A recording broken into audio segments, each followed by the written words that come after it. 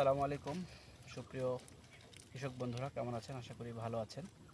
তো আজকে দেখেন প্রায় 20 পদের বা 23 পদের আপনার আইটেম নিয়ে আসছি বীজ। এই বীজগুলো আমাকে একটা পেজ থেকে গিফট করা হয়েছে, অর্থাৎ সেই পেজের নাম হচ্ছে শিকদার সিট থেকে আমি গত বছর কিছু বীজ কিনেছিলাম। তো সেখান থেকে আমাকে এই অফার মূল্যে এই বীজগুলো দেওয়া হয়েছে। দেখেন কতগুলো, প্রায় 23টি পদের বীজ এখানে রয়েছে। তো এগুলো আজকে রোপণ করব। তো এখানে দেখতে পাচ্ছেন বরবটি এবং মরিচ, এই দুই রকমের বীজ রয়েছে।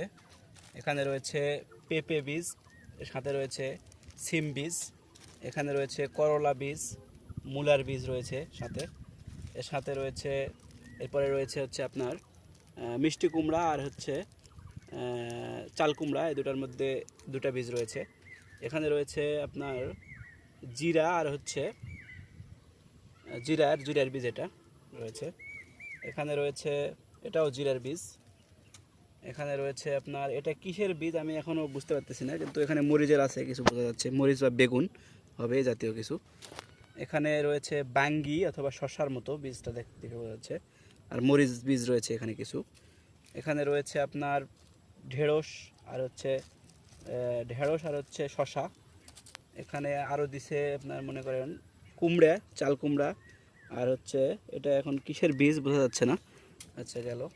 এরপরে আপনার আছে মরিচ, আর এখানে এটা হচ্ছে ঝিঙ্গে, আর এখানে রয়েছে আপনার এটা কি, এটা হচ্ছে সম্ভবত পেঁপের বীজ এটা রয়েছে।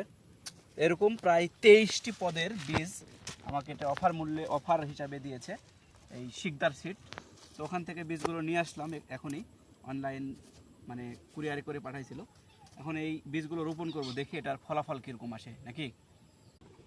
দেখতে পাচ্ছেন মাটিগুলো কিন্তু প্রায় মানে রস রয়েছে, অর্থাৎ এই মাটিতে গাছ ওঠার জন্য উপযুক্ত, বেশি রসও না বেশি ইয়েও না। এখানে প্রথমে আমি এই বরবটির বীজ দিয়ে শুরু করতে চাই। বরবটির বীজ রোপণ করব, মানে এক এক করে সব বীজই রোপণ করব। তো বরবটি দিয়ে শুরু করতে যাচ্ছি। হে, বরবটির সাথে যে ইয়াও পড়ে গেল। আচ্ছা পড়ুক, সমস্যা নেই। বরবটির কটা বেছে নিই।